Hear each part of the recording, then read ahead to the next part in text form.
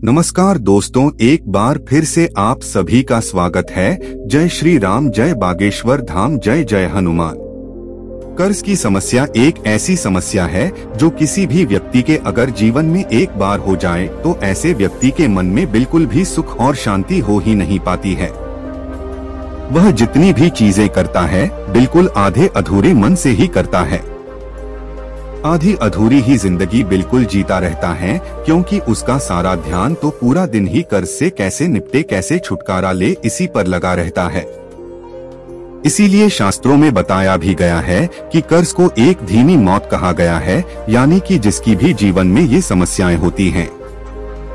धन की समस्याएं हो जाए, कर्ज की एकदम बहुत सारी समस्याएं हो जाएं, ऐसी व्यक्ति के मन में बिल्कुल भी सुख शांति हो ही नहीं पाती है, बल्कि वे हर एक पल, हर एक क्षण, सोते समय, खाते समय, कोई भी चीज करते समय हमेशा सिर्फ कर्ज के बारे में ही सोचता रह जाता है। लेकिन दोस्तों, आपको बता दें कि कर्ज की समस्या चाहे कितनी भी बड़ी हो, लेकिन कुछ ऐसी खान क्रियाएं भी बताई गई हैं जिन्हें अगर आप अपने जीवन में इस्तेमाल करेंगे तो कर्ज की समस्या से तो छुटकारा आपका हो ही जाएगा, बल्कि धन प्राप्ति के इतने अवसर आपको मिलते चले जाएंगे कि फिर दोबारा आपको कर्ज लेने की भी आवश्यकता नहीं पड़ेगी। तो बिल्कुल ध्यान से इस वीडियो को देखकर सभी बातों को, सभी क्रियाओं को समझ लें, क्योंकि इस वीडियो में बड़े ही ज्यादा खास क्रिया के बारे में हम आपको बताएंगे, जिससे जुड़ी हुई सभी बातों को सुनना बेहद आवश्यक है। नहीं तो यह क्रिया बिल्कुल भी आपके लिए कार्य नहीं कर पाएगी। इसीलिए पूरी वीडियो को बिल्कुल ध्यान से देखते जाएं कि किस प्रकार कर्ज की बड़ी से बड़ी समस्या से भी बाहर निकला जा सकता है और धन प्राप्ति के 10 दिशाओं से अवसर प्राप्त हो सकते हैं। लेकिन उससे पहले वीडियो को लाइक करके कमेंट बॉक्स में भगवान शिव को नमस्कार अवश्य कर ले। ओम नमः शिवाय लिखकर। तो दोस्तों, आपको बता दें कि कर्ज की समस्या के वैसे तो बहुत सारे कारण होते हैं, लेकिन मुख्यतः इसमें कर्म सबसे बड़ा कारण माना जाता है।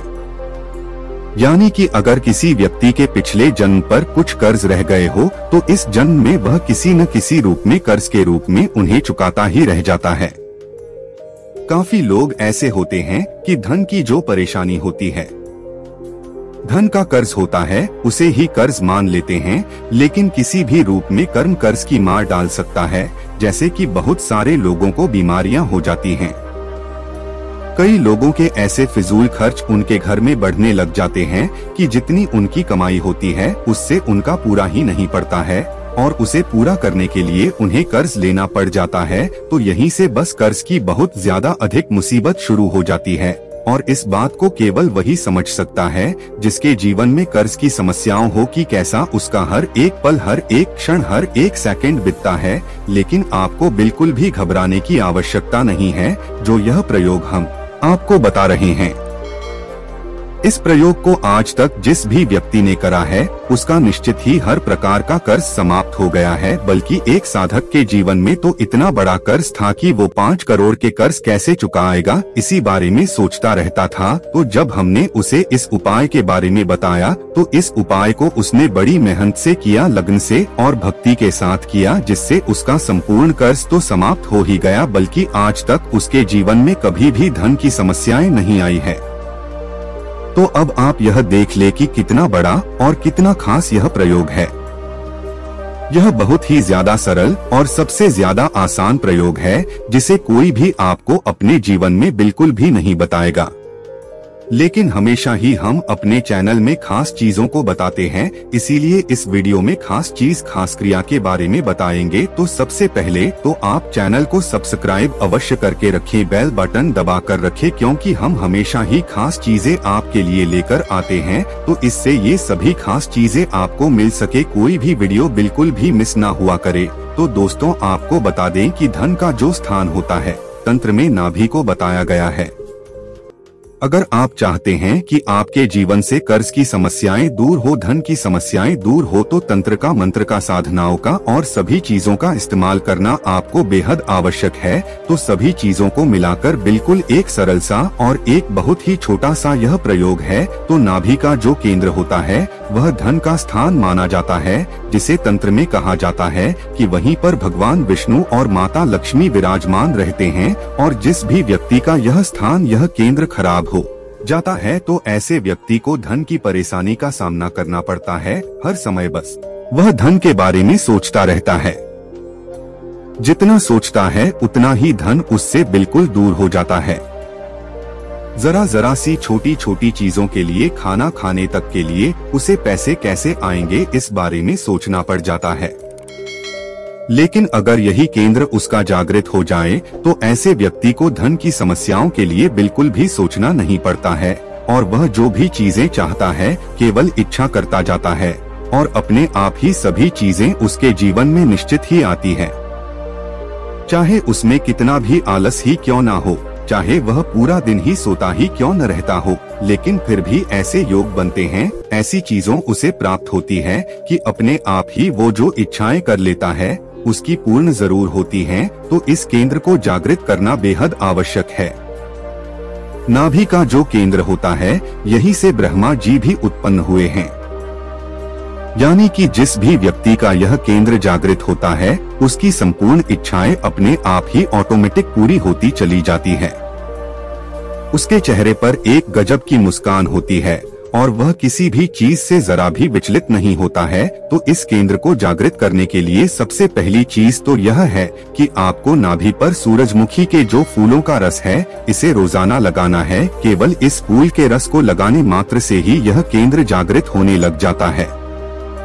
सूरजमुखी का जो फूल होता है कि पीला होता है, भगवान विष्णु का जो कारक रंग है वह भी पीला है। संपूर्ण शत्रुओं के नाश का, संपूर्ण कर्ज की समाप्ति का जो रंग वो भी पीला ही होता है। तो सूरजमुखी के फूलों का रस रोजाना आपको अपनी नाभि पर लगाना है और इसी के साथ भगवान विष्णु के उग्र स्वरूप भगवान नरसिंह के 20 मंत्रों का जाप आपको रोजाना रात को सोने से पहले करना है और सुबह उठते ही जैसे ही आपकी आंखें खुलती हैं, नींद से आप जागते हैं, तुरंत आपको भगवान श्री नरसिंह के 20 मंत्रों का जाप करना है। भगवान विष्णु का केवल एक ही उग्र स्वरूप है जो भगवान नरसिंह है, जो कि बड़े ही ज्यादा तीव्र हैं। इसीलिए अगर आप चाहते हैं कि कर्ज की समस्या, क्योंकि कर्ज एकमात्र एक ऐसा शत्रु होता है जो दिखाई नहीं देता है लेकिन पूरी तरह से व्यक्ति को निचोड़ डालता है, तो कर्ज जैसे शत्रु से बचने के लिए भगवान नरसिंह से उत्तम उपाय कोई भी नहीं होता है, क्योंकि यह विष्णु का स्वरूप है। तो जब भगवान नरसिंह की कृपा होती है तो माता लक्ष्मी की कृपा अपने आप ही प्राप्त हो जाती है। कर्ज जब समाप्त हो जाएगा तो धन आगमन होना बिल्कुल निश्चित है। 10 दिशाओं से रास्ते खुलते हैं। तो अब आप इस खास क्रिया को जान लें कि आप सूरजमुखी के फूलों का रस निकाल लें और इस रस को भगवान नरसिंह के मंत्रों से अभिमंत्रित कर दें। इसे अभिमंत्रित करने के लिए आपको केवल इतना करना है कि किसी भी गुरुवार, किसी भी पूर्णिमा, किसी भी अमावस्या या किसी भी खास त्योहार पर, जैसे कि अभी खास त्योहार चल रहे हैं, तो इनमें से कोई भी खास त्योहार आप चुन सकते हैं। सूरजमुखी के फूलों का रस निकाल लें और उसके बाद इस रस को अपने सीधे हाथ में पकड़ते हुए अपने आंखों से इसे देखते हुए इस मंत्र का आपको 51 माला जाप करना है। ओम श्रोम महानरसिंहाय नमः। श्रोम जो है वह भगवान नरसिंह का 20 मंत्र है। केवल श्रोम को भी आप चुन सकते हैं और जो यह मंत्र है ओम श्रोम महानरसिंहाय नमः, यह 10 अक्षरी मंत्र है। दोनों में से कोई भी आप चुन सकते हैं। अगर आपको लगता है कि 51 माला ज्यादा हो जाएंगी तो केवल श्रोम 20 मंत्र का ही जाप आप कर सकते हैं। श्रोम नरसिंह भगवान का 20 मंत्र है जिसमें माता लक्ष्मी भी नरसिंह भगवान के साथ विराजमान होती है।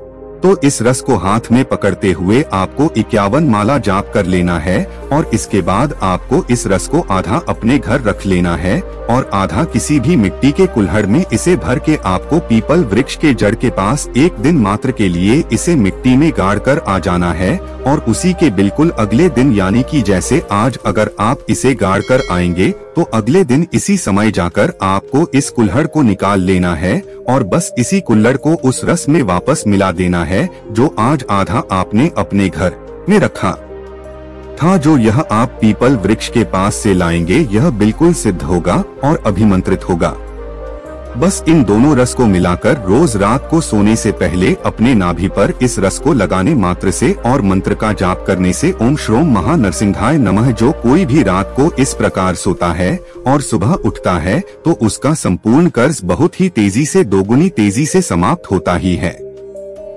चाहे व्यक्ति कितना भी कर्ज में पड़ा हो, फंसा हो और उसे कहीं से भी रास्ता ना मिलता हो, तो मात्र इस प्रयोग को करने से उसे ऐसे रास्ते प्राप्त होते हैं कि 10 दिशाओं से उसे धन की प्राप्ति होती है और उसका कर्ज तो मिट ही जाता है, बल्कि उसके जीवन में इतना धन आ जाता है कि फिर वह कर्ज लेता नहीं है, बल्कि वह लोगों को देने लग जाता है। तो इतनी ज्यादा महिमा इस खास प्रयोग की बताई गई है।